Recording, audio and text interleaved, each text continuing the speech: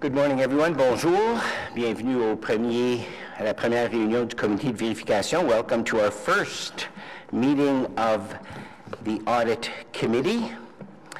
Want to special welcome back to Councillor El Shantiri, Councillor DeRuse, who were on the committee last time, and Councillor Hubley also, who's absent today, regretfully. A special welcome to Councillor Kavanagh, first time on the Audit Committee, and Vice Chair Meehan. Thank you for agreeing to serve, and a warm welcome. And thank you to the staff of the OAG who are here for all their hard work, and to members of the public. We have a pretty short agenda today, so let's get to it. With respect, any declarations of interest? None? Thank you. Confirmation of minutes from the last meeting as stated in the agenda. Carried. Thank you. And now the consent agenda. Item number 1, the terms of reference. There's no presentation. There are no speakers. We have no speakers. No presentation, no speakers. Also, there's no changes either. And correct. This was. There are no changes to the terms of reference from the past term. Is this item carried? Yes. Excellent. Thank you. Item number 2, the draft operating and capital budget for the Audit Committee. Would anyone like to hold this item? We have no presentation, and no speakers are registered. Fine. You can.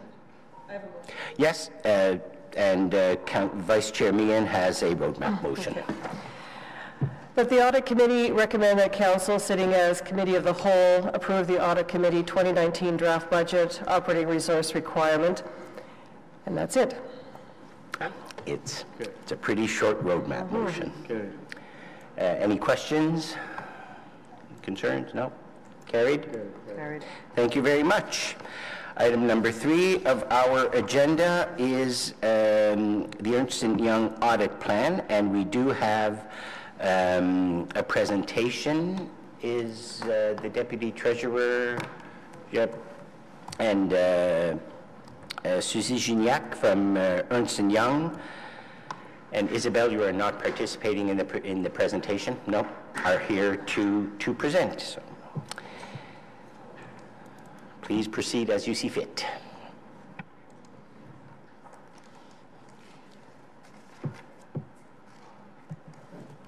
Thank you very much, Mr. Chair. Happy to be here today. I'm the partner on the audit engagement for the City of Ottawa, and I have here with me Nita Myers, who's the Senior Manager on the engagement. Just wanted to walk you through our audit plan today so you have an idea of what we'll be doing in the coming months, and then we'll be back to report to you at the end, at the completion of our audit. So the EY services, just so you're aware, are that we provide an opinion on the consolidated financial statements, that they are fairly stated in all material respects in accordance with public sector accounting standards. We also do other work on financial information of related entities and subsidiaries of the city and other programs where the city is reporting to other levels of government for spending that they've incurred. As part of our work, we do look at internal controls, so if we identify any issues, we'll also report to you on significant deficiencies, and we'll provide feedback to management if we identify any other deficiencies that we think they may want to address. At the end of the audit, we'll provide our audit results, and we will also be engaged to perform translation of the French consolidated financial statements and the financial highlights included in the annual report of the city.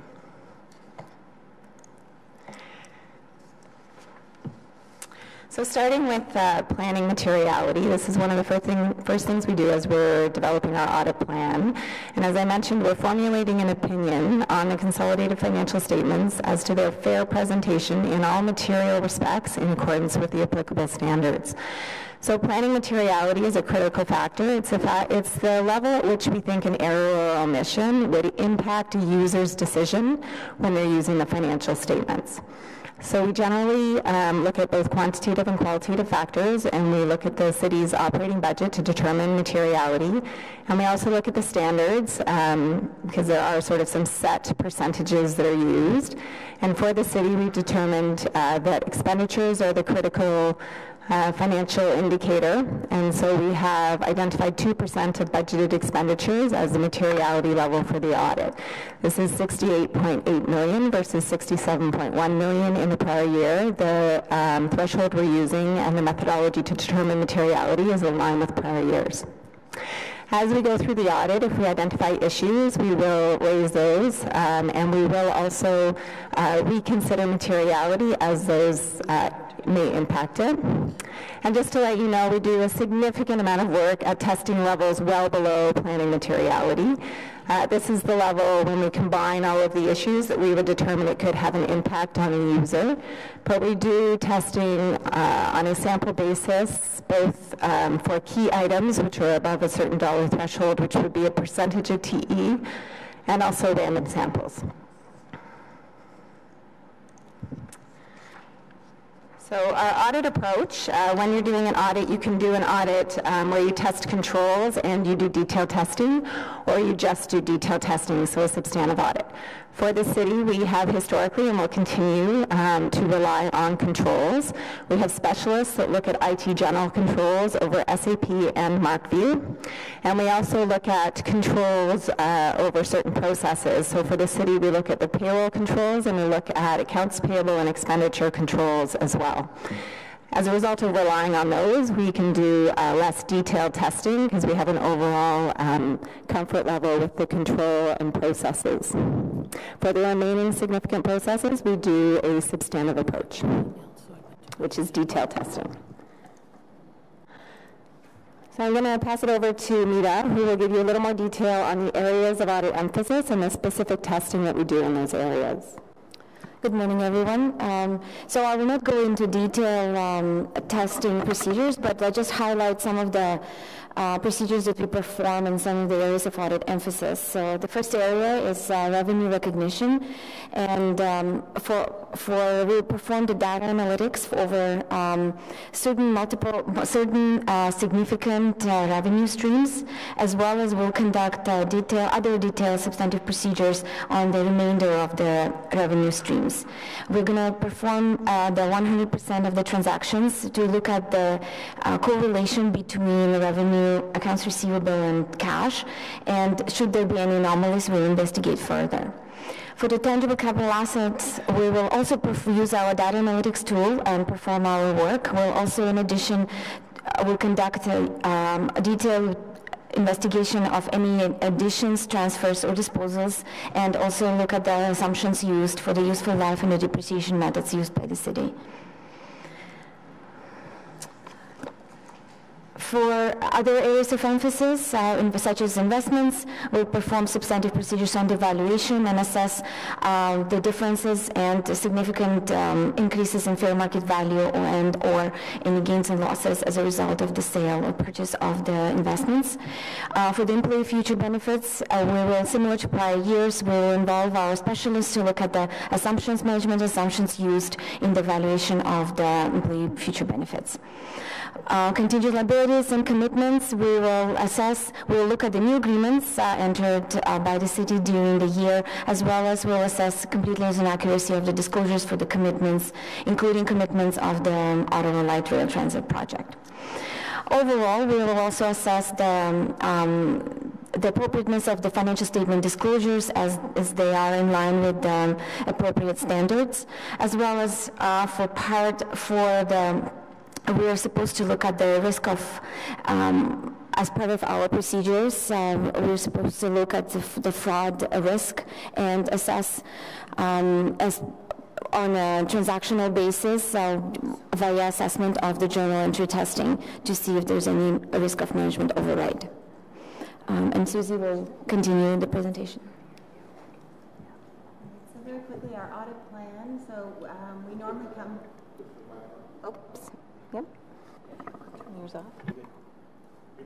Good. Our audit planning, normally we would have been here in the fall, but due to the election, we're here a bit later to present our audit plan. We have done planning and control testing at this point, and it's under review. We will be out to the city in March, April to conduct the year-end audit, and then we will report to you in May and expect to issue the financial statements and our opinion after we conclude the audit and it's approved. So the final thing we wanted to talk about, there are some new accounting developments this year that the city has already started to review, and we will work with them on. We've listed them here. We don't anticipate that they will have a significant impact on the financial statements, but we will continue to work with the city on that. And then there is also a new audit report that has been, this is effective after December 15th, 2018, so that at the end of the audit, you will see that our audit report is different than it was in the past, where now the opinion is at the beginning of the audit report, followed by a basis for our opinion and more detail on management and the auditor's responsibilities. So it will be a little different, and it's a couple pages in length, so a little longer than in the past, but we anticipate that shouldn't create any significant issues. Everyone has a new audit report at this point in time. So we're happy to answer any questions on our plan. Thank you very much for the presentation. Councillor Kavanagh, please. Thank you very much. So exciting, my first audit committee at City Hall. We just got this report this morning, so it didn't give us very much time to look into it. We're definitely, but I noticed that you were talking about you'll be auditing the completeness and accuracy of the disclosures and commitments, including related to the LRT project. Are you talking specifically about stage 1? And what about stage 2? Are you be auditing that as well? So at this point, it's definitely stage 1. There are actually expenditures, a significant amount of expenditures in the financial statements, and there are disclosures associated with that. For stage 2, we will be looking at any contracts that have been approved and signed and whether any disclosures are required as a result of that, because there are standards that support whether you disclose something or not. And then we would also, if any expenditures have been incurred, we'll be looking at those expenditures as well. What kind of time frame are we looking at in both of those, please? Thank you. Sorry? What is the timelines for both, for the stage 1 and stage 2 in terms of the work you're doing? Well, it's when expenditures are incurred, then we look at those in the financial statements, or they're committed to, then we would look at the disclosures. So the financial statements are for the prior year, so the December 31, 2018, so it's things that happened in 2018, or if there are any subsequent events that took place in 2019, then those may require disclosure, but they wouldn't be accounted for necessarily in the 2018 financial statements. But I expect there was commitments that were made in 2018 for the phase 2, so you'll be looking at those? If there were commitments, then we'll be looking at the disclosures associated with those. Okay. And when would we get that result? Sorry, I didn't quite get that. So the results of our audit will come to the committee in May, and then we anticipate issuing our financial statements in June, and that's, it's dependent on when there's a meeting, but it's usually May. In May? Yeah. Okay, thank you. Thank you, Councillor Kavanagh. Any other questions? No? Any significant changes to your approach? No, our approach is very much in line with prior years. And Councillor Kavanagh mentioned the LRT, of course, as an element of emphasis. Any other significant elements of emphasis that you'll be? I saw in the report benefits, employee benefits is one of the elements. Any others that you'd like to bring to our attention? No, not other than what Mita's already mentioned. And when we focus on the revenue extensively and the revenue recognition, we focus on the tangible capital assets, the investments, and then all of the contingent liabilities and commitments, as well as the actuarial evaluation associated with the employee benefits, because there are estimates associated with that and assumptions. Thank you very much. No other questions? So is this item received? Received. Received. Thank you very much. Zipping through the agenda. Any in-camera items? Notices of motion? Inquiries? Other business? Motion. Councillor Kavanagh. I'm just going to make my usual statement that even though we're an audit committee that looks at numbers, I hope that we will also consider looking at a gender lens in terms of when we are making financial statements and looking at how the money is spent. Thank you very much. And thus, motion to adjourn? Carried? Thank you. Next meeting is to be determined in March, I believe. Thank you all very much. Merci.